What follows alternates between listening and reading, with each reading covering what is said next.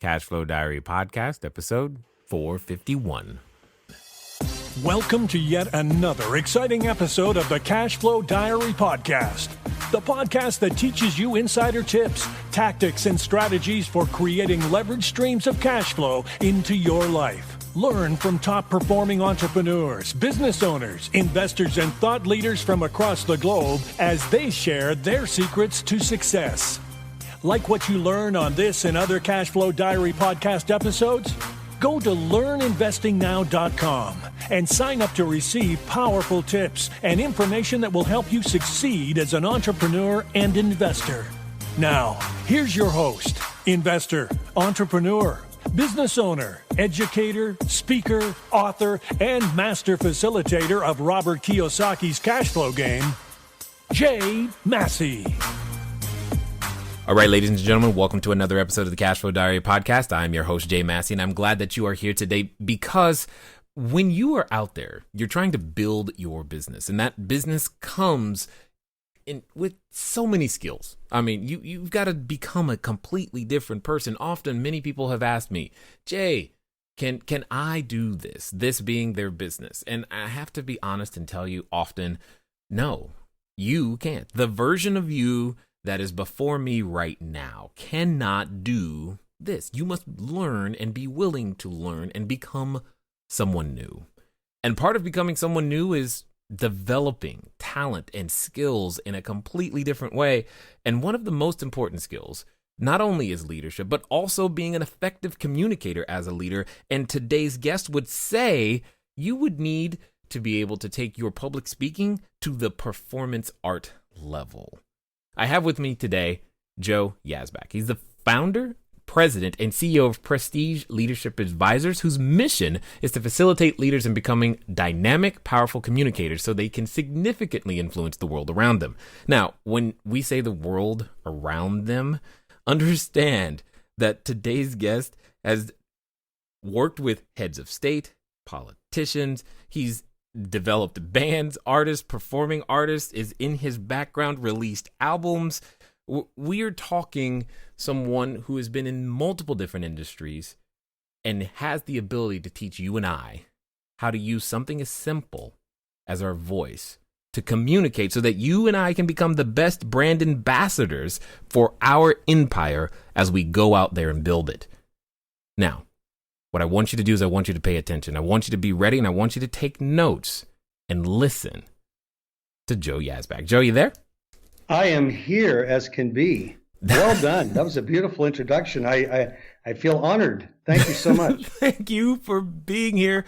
I'm excited because I like communication. It's one of those things that that goes sometimes missed. You know, when you're going around and you're thinking, oh, I got to build my business, and we get wrapped up in the technical aspects of delivering the product or service. So I'm excited for this conversation. But before we get there, I've got to ask you a question. The same question I tend to ask everybody the first time that they're here. Are you ready? Go ahead. Fire away, Jay. Awesome. I tend to look at today's entrepreneurs a lot like yesterday's superheroes, if you will. So Batman, Robin, Wonder Woman, etc. And I think entrepreneurs and superheroes have a ton of things in common. Chief among them, as an entrepreneur, there are times where I can close my eyes and envision myself possibly wearing a cape, but flying around town and saving my customers with my product or service. But also, like a superhero, an entrepreneur has a beginning. For example, Spider-Man. If you think about it, he was just a kid going to school, trying to take some photos, and one day gets bit by a spider and realizes, I've got a superhuman ability, and now I get to choose whether to use it for good or evil. So my question to you, sir, is as follows. Before having your book, No Fear Speaking, translated into, I believe, 8 different languages, before the international speaking, before being a leadership and public speaking coach, before your company, before everything that people know you for today, what we want to know is, who is Joe Yazbeck? Oh, great question. Well, let's say I was a little boy of 5 years old, and I'm at my home in Wilkes-Barre, Pennsylvania, and everybody was sad, dressed in black. Well, we had a funeral reception at my home. I had no idea. So my mother picks me up and says, Joey, get up on the table here and do that dance that you love to do, and do that song you love to do. And this song was, of course, late 50s.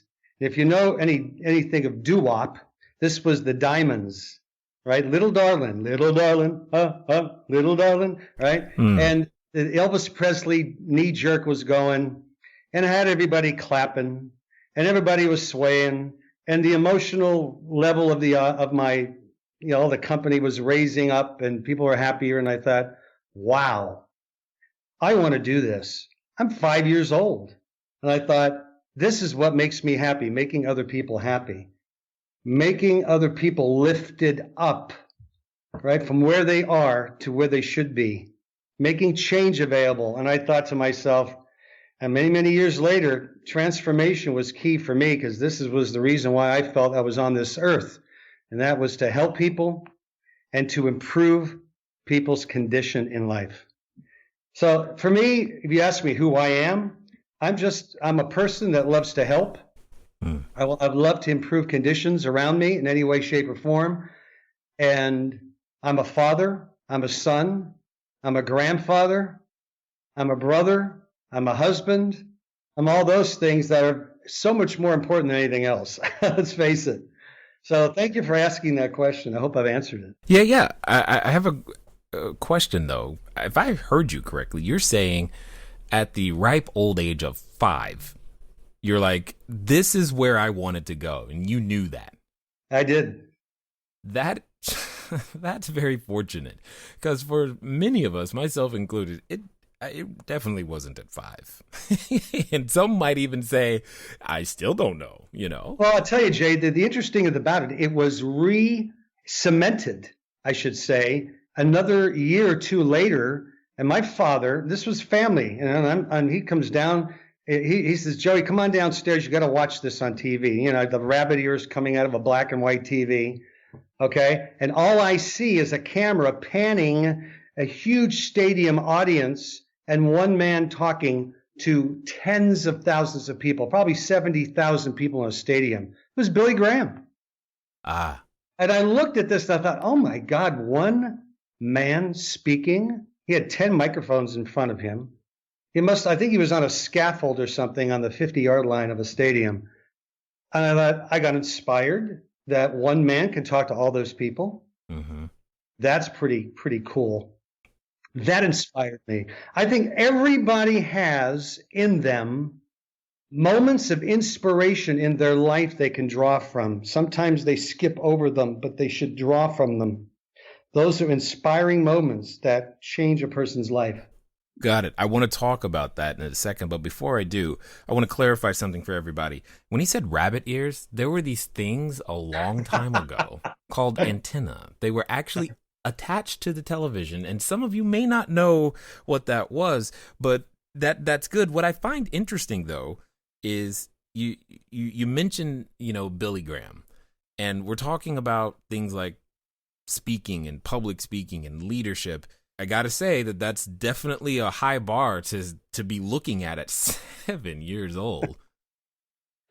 Yeah, it was. And I actually drew from it. I remember a time, and I wrote this in my book, that what prompted me to maintain it, because I slipped as years later. And when I'm talking about 12, 15, sure. You had bullying going on, long before bullying became something that people talked about. Mm-hmm. And what I decided to do is I decided to get loud and speak up. Mm. And people left me alone because I expressed so extrovertedly, so expressively. I decided, and I upped the volume on it. People kind of like, whoa, and it stopped. And I thought to myself, communication is the key. When you communicate, people look at you differently. When you speak with authority and you speak with confidence and a naturalness and an effortlessness with certainty, people listen and they look up to you. The most important thing, of course, is make sure you tell them the truth. Mm-hmm. You see? So that was a lesson then. But you just said a mouthful, and because I've heard it said, it's been said many times, that one of the greatest fears people have, even greater than death itself, is the idea of speaking in public. And you just said, not only do you have to do that, but you got to do it with authority, with confidence, with effortlessness. Come on. How is that to happen? I mean, because many of us we're not born speakers, or are we? No, well, we're not. And this is a talent that can be developed. I've taken many business owners, many different industries, entrepreneurs, top people, in fact, of many top companies, and help them. Again, this is a show about entrepreneurship. This is a business-related show. So, anyone owning a business, the responsibility is to be able to communicate. It's their responsibility and duty to connect to the public they're intending to attract and help and serve. Yeah, but at the same time, I'm going to play devil's advocate for the person Sure. listening. Because I know someone is saying, if they could right now, they would say, but I don't have the personality for it. They do. Okay. That's not, they have it, and they've agreed they don't. They've agreed with others that they're an introvert. I don't believe in that state. I think it's an unnatural state to be an introvert. I think kids don't grow up being introverted. They're actually so extroverted they would jump off a 10-foot wall and just not be concerned about the consequence of breaking bones, and they usually don't because they're not concerned. But how did you know my son? You haven't met him. I have one of those too. Got it. I was going to say, I'm like, is he looking over my shoulder right now?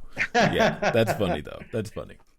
But it is it's to me a myth that I think everyone is naturally extroverted, naturally expressive. I believe that. It's a matter of getting rid of what doesn't belong there. That's what I call in my book subtractive improvement. Subtractive improvement is the negative gain of something. You take away something and a person grows and blossoms. It's like a diamond that's naturally born to shine, but there are some brown spots or spots on that diamond that need to come off to allow that illumination to happen even more. Less is more in coaching what I coach. And so I never change people. My coaching isn't something I want to occur to make someone speak like someone else or take on some other identity that's not their own or some winning identity. Unnecessary. You can have someone, Jay, who is nerd-like, thick Coke bottle glasses, 300 plus pounds, 5'2", and they could be as charismatic as anybody. At first I thought you were describing me until you said 5'2", but then again, these things happen. So let me ask this question though, because we get what you do today. Take us on this journey. I mean, I get that at 5 you go, I'm going to go, do this speaking and thing and improve the conditions of others. But what was that journey like to get to where you are today? Or I mean, I had to come through being an actor. Okay. I have a degree from a college, King's College in northeastern Pennsylvania. Beautiful, small college. Great. I had a great education there. And I really learned about people. I decided to switch my major from psychology to theater. I learned more about people by portraying characters. And I had more stage presence, skill building by doing that than anything else.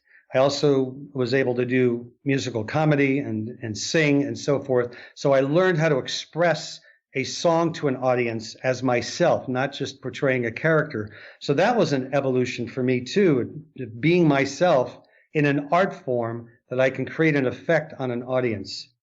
When I left for California at the age of 21, I was delivering lectures to help people with communication skills. These were curriculums to help people in marriages and to communicate better. I started focusing on communication as really a theme for me. And I spent a number of years in California doing just that.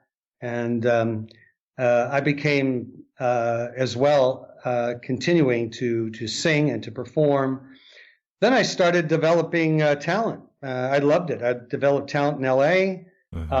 I would take talent, the toughest, hardest stage fright people, and I bring them to the Cinerama on Sunset Boulevard, which was a 180-degree screen, half circle screen.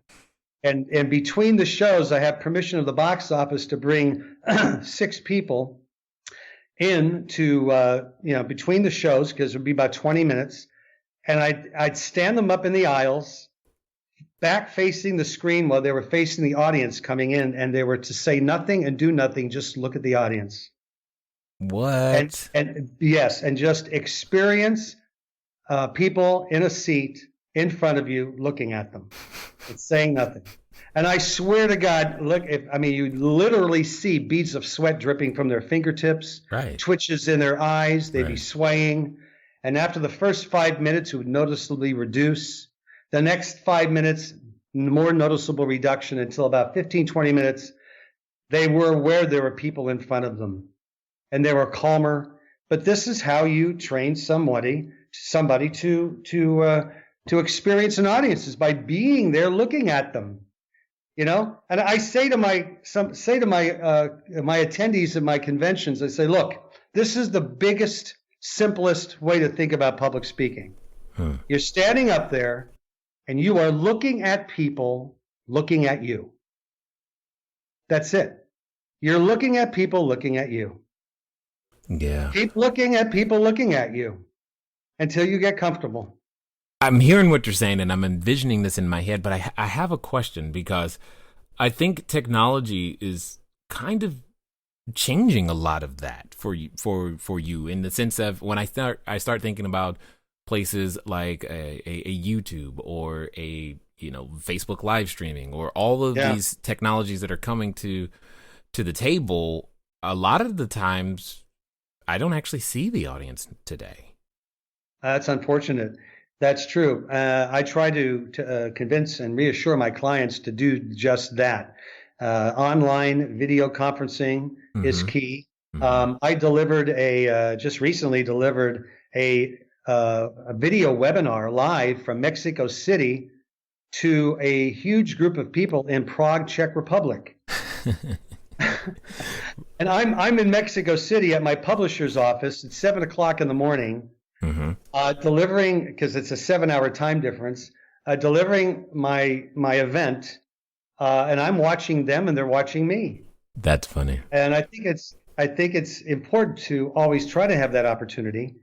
But what has happened the last 3 or 4 years is I've really put a lot of on-camera work in my training now to get a speaker to be so comfortable in front of a camera to deliver a 1 to 2 minute promotional video or a Facebook Live, that they're able to just be relaxed like you and I are, having this normal, quote unquote, normal conversation. Right. And to be able to do that in a way where you're moving an audience to your call to action. So you're moving your audience and I list this in my book, from the pain of the problem to the consequence if you should do nothing about it, to the benefits if you should do something about it, to what your solution is that would help them. All in a minute to 2 minutes. So now that's workable. Well, but I have a question, because you've been on both sides in major ways now. Which is more challenging, an audience or staring at a camera? Hey guys, thanks for listening as always, and I'm glad that you continue to support with each and every download and subscription and share. One of the things that I want to ask you, though, is where are you listening to me from right now? I know some of you, maybe you're on a treadmill, maybe you're washing dishes, maybe you're walking that dog, and some of you are actually in a vehicle driving right now. One of the fun things that you can do, get some of your time back, is begin to living a car-free existence. But even then, it can be a little complicated. So one of the things that I want you to do is I want you to go over to Zipcar. Go to joinzipcar.com/cashflow diary. It's a way that I am able to still go get a car just for a few hours, very, very simply, so that if I have a lot of errands to run and sheets to drop off and running to the short-term rentals, or if I just want to go for a long trip up to LA and back, etc., I can rent a car for a very, very short period of time. And the cool part is I don't even have to pay for any gas. Again, go to joinzipcar.com/cash flow diary. Yeah, well, if there are people that have challenges with both or one or the other. Really? And yes, they are. And I think if you can have, I think a large audience, you have more to deal with, more possible consequence in a live audience, particularly with, the audio visual or the death. I call it death by PowerPoint. Can we just cut out that part, please? Yeah, exactly. You have to connect to an audience. I make sure that my speakers can create an interaction with the audience. Mm-hmm. You want your audience in action. You want them moving. You want them involved. And there's lots of ways to do that. And I think that's the key to it. On camera, you have to really envision sort of the illusion of an audience there and create a person who is your prospect or your prospective client. And you're talking to that person. I did this when I was training people in recording studio environments where you have to get them to unleash a song and they've got headphones on and wires connected to them and they've got somebody speaking in their ear and they're supposed to feel this intimacy with the song. Well, they've got to be able to put the person up in front of them who the song is intended for, so the emotion unleashes and moves with the lyrics of the song. Mm-hmm. You see what I mean? Yeah. No. I'm listening to this and I'm just thinking there's probably a person going, why does any of this matter? Because when you start talking about emotion and moving people, etc., they're like, I don't want to be a singer. I don't want to be an actor. I just want to sell my widget. Why? Well, you're not going to sell anything without emotion. I see. And that's the most important. I have trained people in technology, executives, leaders in financial services, healthcare, law, education, the building industry. These are executives or salespeople that need to connect to audiences. Why? Because they can convert those attendees into qualified prospects who become clients. Yeah. That's the key to it. I get that. And anyone who can make insurance interesting deserves an award, in my opinion. Well, it might not be insurance that you're trying to make interesting, but what's interesting is that what is the purpose of insurance? You're actually safeguarding the lives of people in the event of something bad happening. And that takes emotion that you have to express. Yeah. So I had the chief technology officer of Hewlett Packard for a client for a number of years, for 5 straight years since 2011. He's now one of my best friends.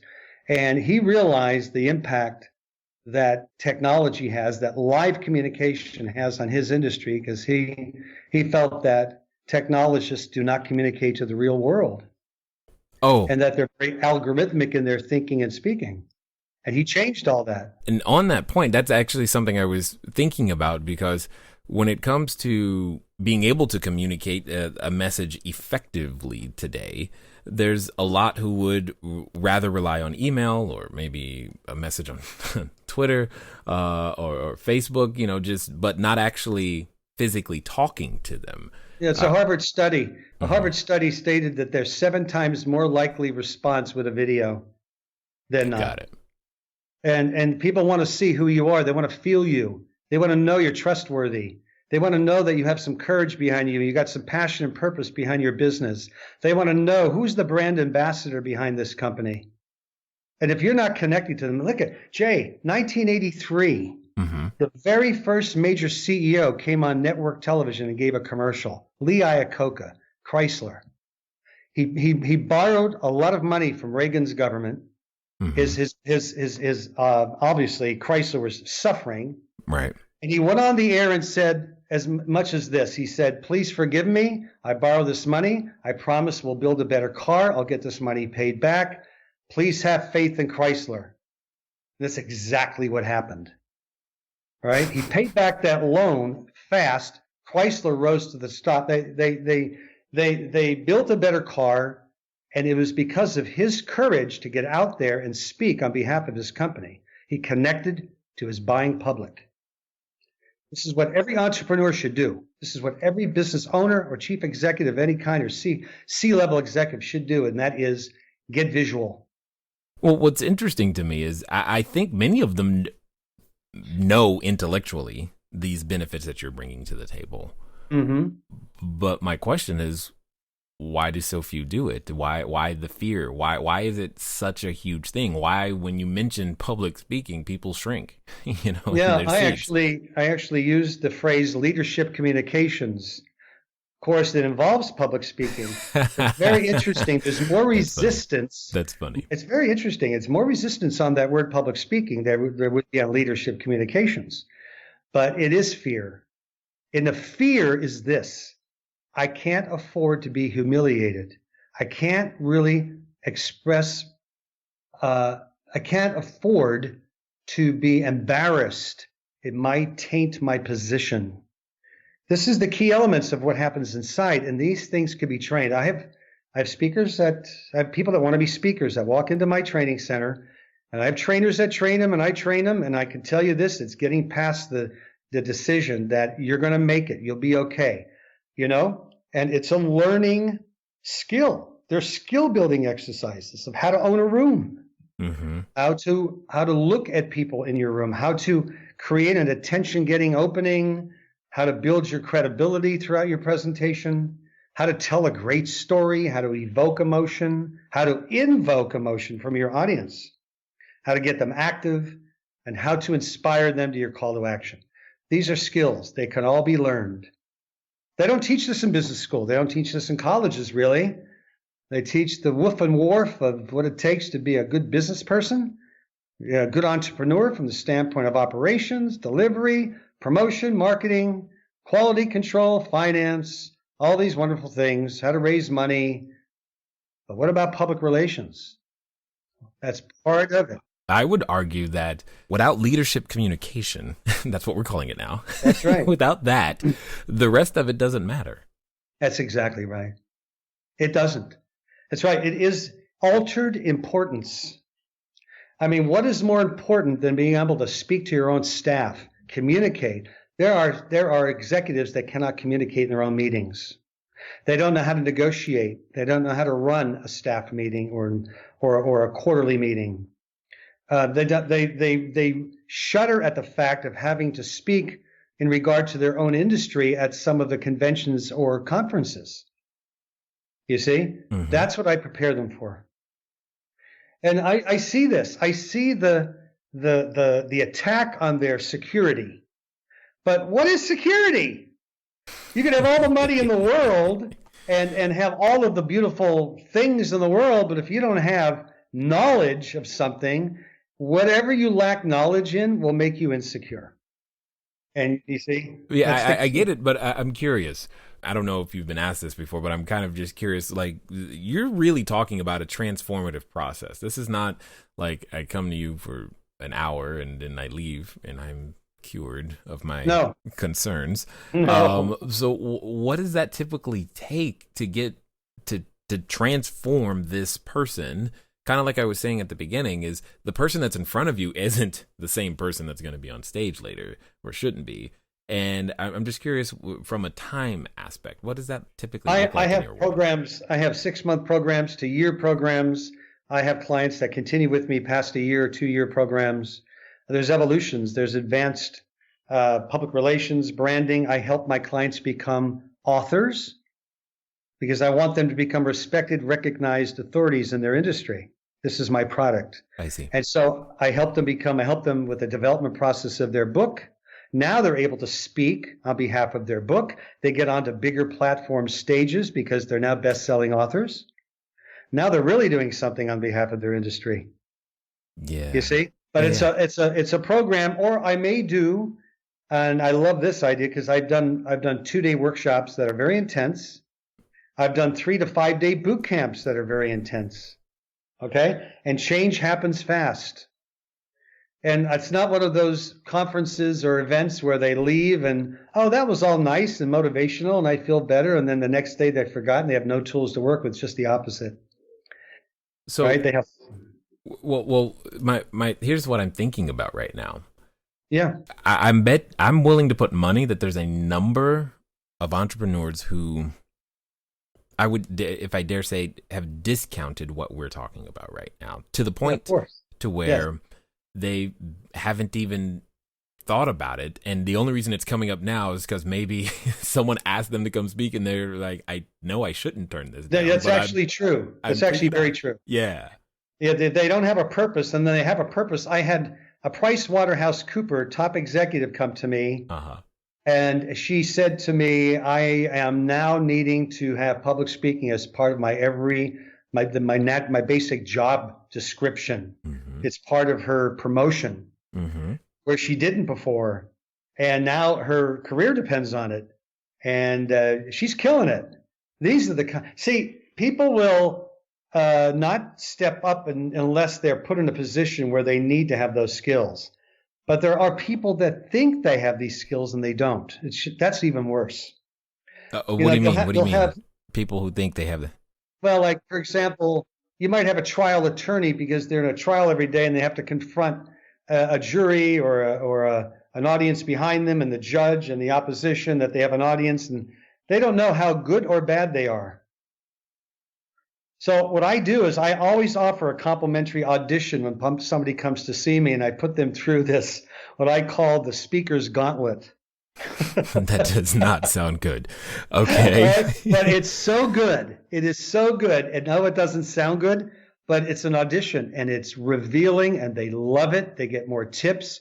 They learn from it. They know their strengths, and they know their challenges. You see? Got it. Interesting. That's the key thing about it. It's a diagnostic, really, is what it is. And so there are really great people that should be speaking.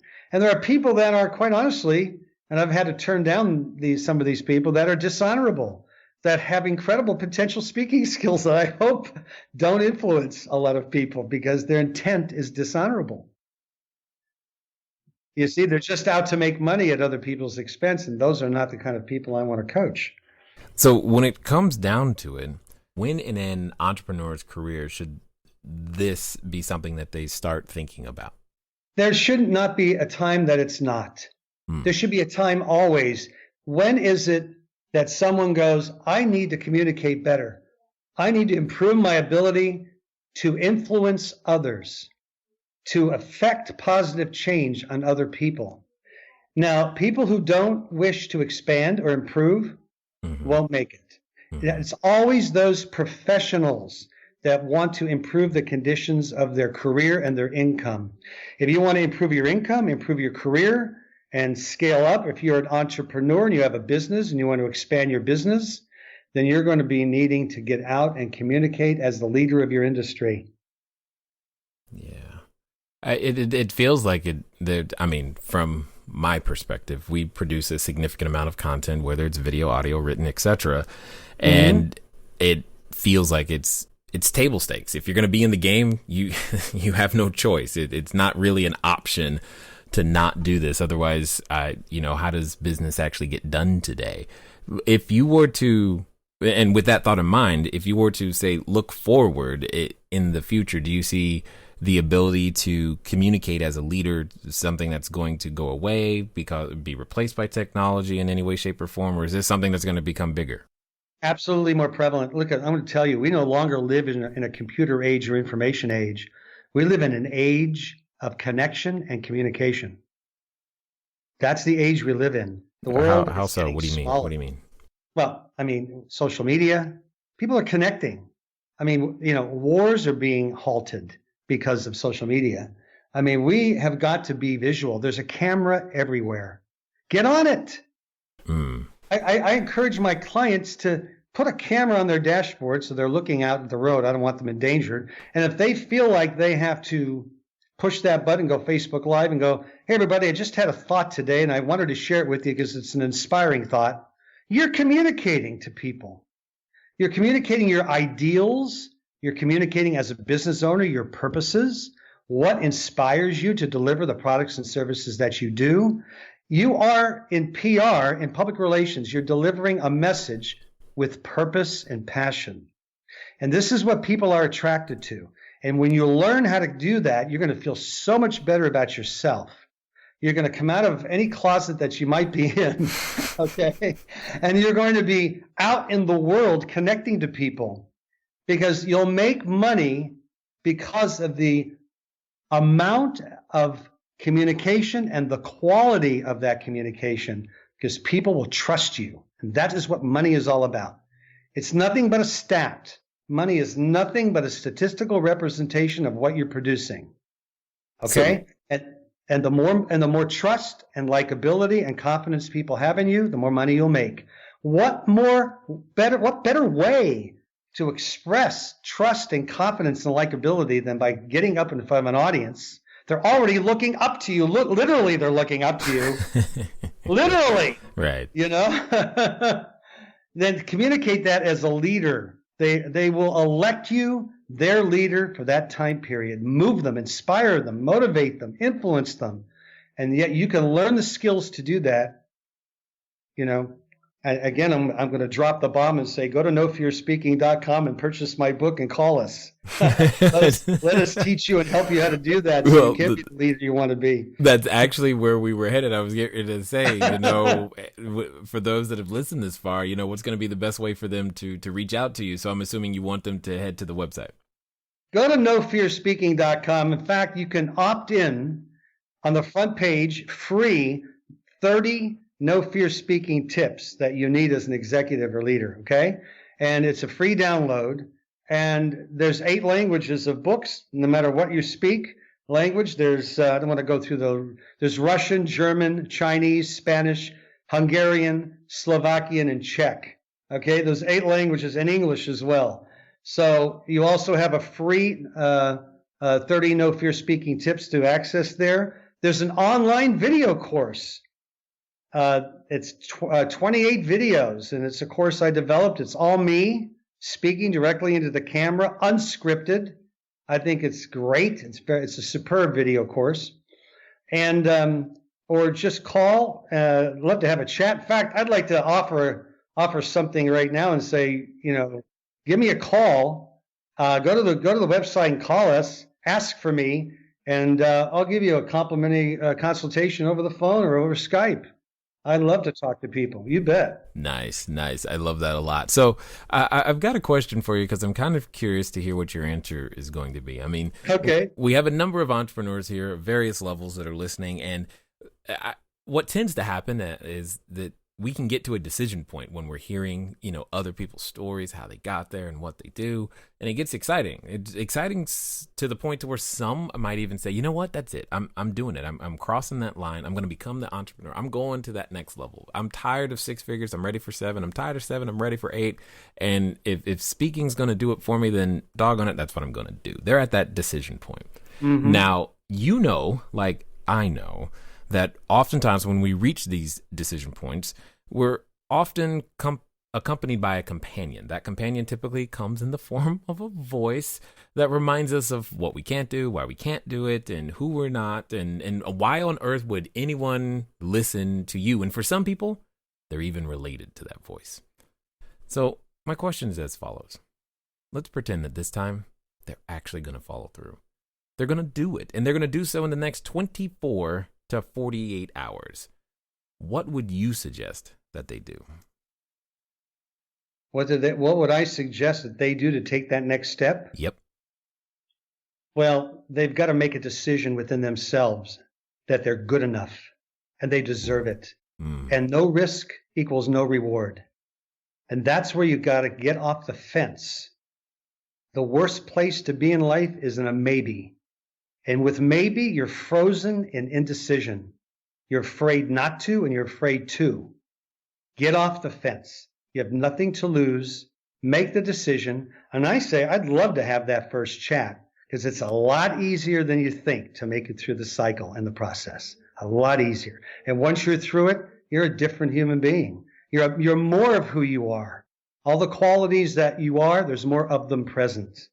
And now you have the courage and the ability to face any audience of any size for any purpose, you know, and really make truly an inspiring difference in the world around you. That's amazing.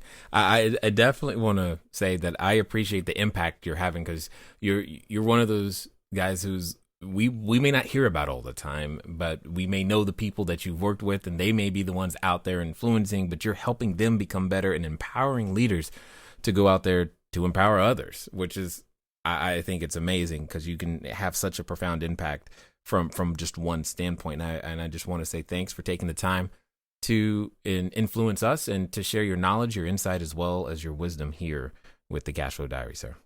Well, thank you, Jay, and thank you for giving me that opportunity to make that influence happen here on this show. I really appreciate what you do a lot.